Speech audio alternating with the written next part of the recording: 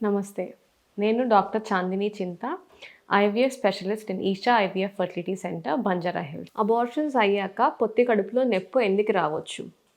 ఒకటి, అబార్షన్ కంప్లీట్‌గా అయి ఉండకపోతే, అంటే ఆ బేబీ ప్రొడక్ట్స్ ఏమైనా యూట్రస్‌లో ఉండిపోతే, ఆ ప్రొడక్ట్స్‌ని యూట్రస్ ఎక్స్‌పెల్ చేయడానికి ట్రై చేస్తది. సో, అది కాంట్రాక్ట్ అవుతా ఉంటది. అలా కాంట్రాక్ట్ అయినప్పుడల్లా నొప్పి రావచ్చు. దాన్నే రీటైన్డ్ ప్రొడక్ట్స్ ఆఫ్ కన్సెప్షన్ అంటాం. ఇన్‌కంప్లీట్ అబార్షన్ అయినప్పుడు అలా నొప్పి వస్తా ఉండొచ్చు. సెకండ్, రీప్రొడక్టివ్ ఆర్గన్స్‌లో ఇన్ఫెక్షన్ ఏమన్నా ఉంటే, అబార్షన్ చేయించుకున్నప్పుడు, క్లీన్ చేస్తున్నప్పుడు అంటే కిర్వట్ చేస్తున్నప్పుడు సరైన యాంటీసెప్టిక్ మెజర్స్ ఫాలో అవ్వకపోతే, అంటే ఇన్‌స్ట్రుమెంట్స్ సరిగ్గా క్లీన్ అయి ఉండకపోయినా, టేబుల్ క్లీన్‌గా లేకపోయినా, మన చేతులు సరిగ్గా కడుక్కోకుండా చేసినప్పుడు ఇన్ఫెక్షన్ రావచ్చు.